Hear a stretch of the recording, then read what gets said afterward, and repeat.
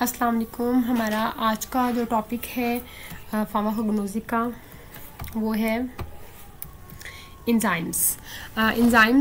Basically जितने भी हम प्लांट सोर्सेज से हम इंजाइम्स ले रहे हैं या हम उसको फाइटो इंजाइम्स भी कहते हैं। Enzymes that are obtained from the plant sources also called as a phyto enzymes.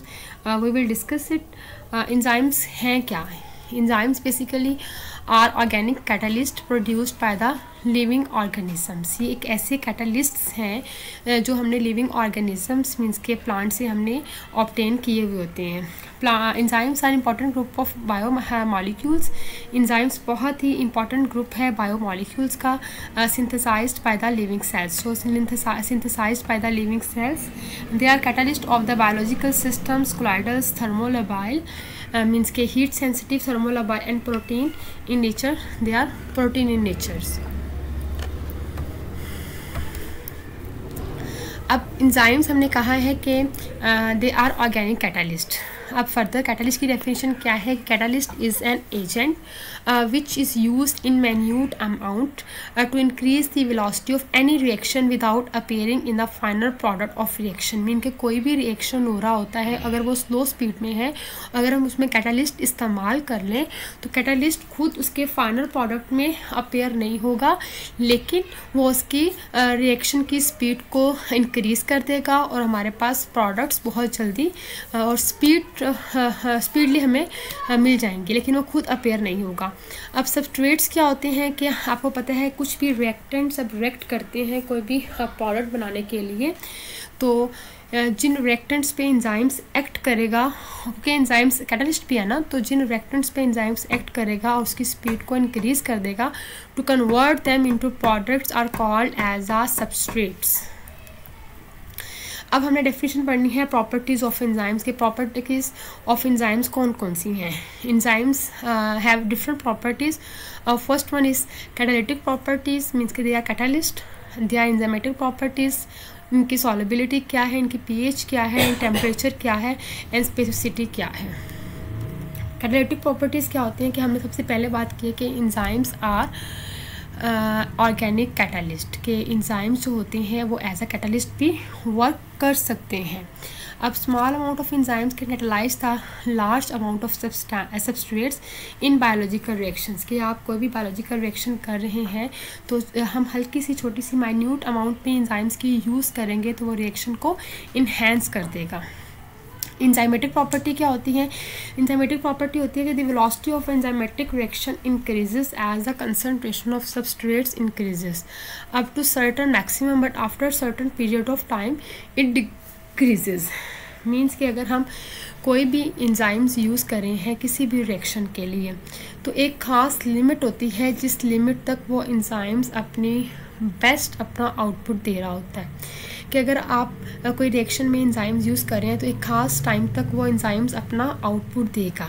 जैसे ही अगर हम एक लेवल तक, मीन्स के कोई भी लेवल हो सकता है, आप सपोज कर लें कि आप उसको 10 तक या 5 तक या 6 तक उसकी एक लिमिट है, अगर आप उससे सर्टन मैक्सिमम लिमिट के बाद भी आप इंजाइम किसी रिएक्शन को तेज़ करने के लिए अमाउंट इंक्रीज़ करेंगे इंजाइम्स की, तो उस रिएक्शन का जो होगी स्पीड वो डिक्रीज़ होना स्टार्ट हो जाएगा। मीन्स कि वो रिएक्शन इतना स्पीडली वर्कआउट नहीं करेगा after up to certain limit. एक ख़ास लिमिट के बाद आपने एक ख़ास लिमिट तक इंजाइम्स को यूज़ कर सकते हैं। अगर आप उससे ज़्यादा इंजाइम यूज़ करेंगे तो रिएक्शन की स्पीड को बढ़ाने के लिए तो रिएक्शन की स्पीड बढ़ेगी नहीं, कम हो जाएगी।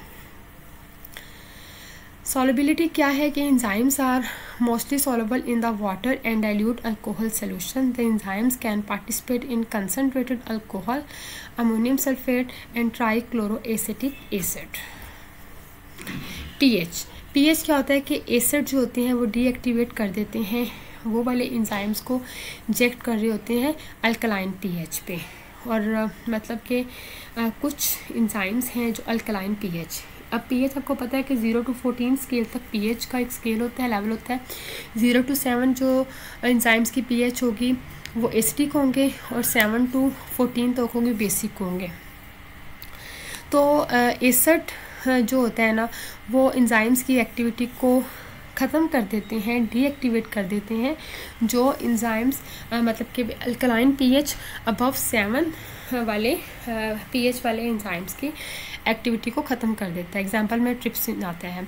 एंड एसिड पीएच पे इट विल डिस्ट्रॉय, मतलब कि जैसे ही वो एसिडिक पीएच होगी, अगर हम 0 to 7 वाले किसी भी एसिड वाले रिएक्शन में हम एंजाइम्स को यूज़ करेंगे जिसकी पीएच अल्कलाइन होगी, मींस के 7 से ज़्यादा होगी, तो वो उस पर वर्क नहीं करेगा।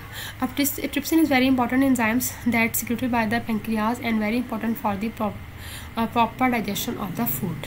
अब बेस क्या होता है? बेसिक क्या होते हैं कि जो बेस होती है जिसकी पीएच 7 to 14 होती है, अगर कोई एंजाइम्स बहुत अच्छा एक्ट कर रहा है एसिडिक, जो मतलब कि एसिडिक पीएच पे 0 to 7 वाले कुछ एंजाइम्स होते हैं, वो एसिडिक एंजाइम्स होते हैं, तो अगर हम उसको बेस में यूज़ करेंगे तो बेस उसके एंजाइम्स की एक्टिविटी को डीएक्टिवेट कर देगा।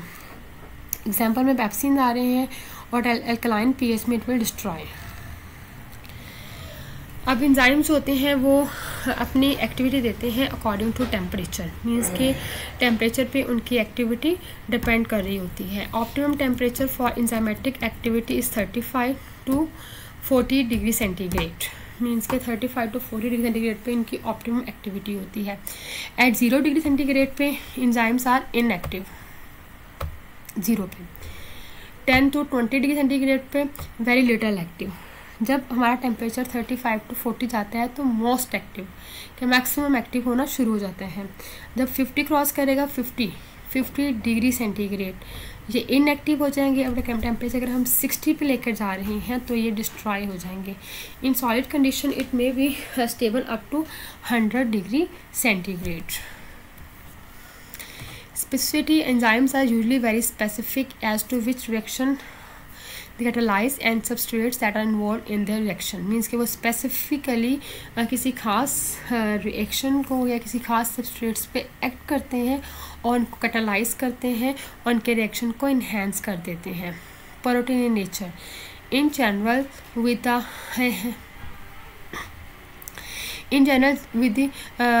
राइबो एंजाइम, जितने भी राइबो एंजाइम्स हैं वो सारे एक्सेप्ट ऑफ राइबो एंजाइम्स के except of in general with except of ribo enzymes के अलावा जितने भी एंजाइम्स हैं वो सारे के सारे हमारे पास प्रोटीन इन नेचर होते हैं। और enzymes are protein natures with a large molecular weight, जिनका मॉलिक्यूलर वेट ज़्यादा होगा वो प्रोटीन नेचर होंगे एक्सेप्ट राइबो एंजाइम्स। अब हम डिस्कस करते हैं कि एंजाइम्स के डिफरेंट फंक्शंस भी होते हैं। डिफरेंट फंक्शंस हमारे डेली लाइफ में एंजाइम जो हमारे एक्ट कर रहे होते हैं उनके डिफरेंट फंक्शंस हमारे पास आ रहे हैं कि they decrease in the activation energy. Activation energy किसी भी प्रोसेस को स्टार्ट करने के लिए जो भी एनर्जी रिक्वायर होती है उसको हम बोलते हैं activation energy. They are also helpful in digestion, they are also helpful in cheese making, they are also sweetener and they are also detergent. They are also used for cancer treatment, curing of diseases, blood clotting, alcohol beverages, and meat tenderizing. Decrease in activation energy enzymes decrease in activation energy means के activation energy वो energy है जो किसी भी reaction को start करने के लिए इनका इस्तेमाल होती है। जब हम एंजाइम्स को यूज़ करते हैं तो एंजाइम्स बड़े हेल्पफुल होते हैं इनकी मतलब कि एक्टिवेशन एनर्जी को कम करने का, कि कम से कम एनर्जी इस्तेमाल हो और रिएक्शन तेज़ हो जाए। एंजाइम्स के अलावा हमारे पास डाइजेशन में बहुत इंपॉर्टेंट रोल प्ले करता है for the conversion of large molecule complex and non diffusible molecules into smaller simple and diffusible molecules. Example trypsin, lipase and amylase. Cheese making में भी ये बहुत हेल्पफुल होते हैं। एज ड्रग्स स्वीटनर भी इस्तेमाल होते हैं। उसके अलावा सुक्रोज है, glucodiase enzymes, glucose plus fructose as ये भी हमारे पास है जो हम सुक्रोज को बनाते हैं। यहाँ पर फ्रुक्टोज किस तरह बनता है, सुक्रोज बनता है ग्लूकोज प्लस फ्रुक्टोज में।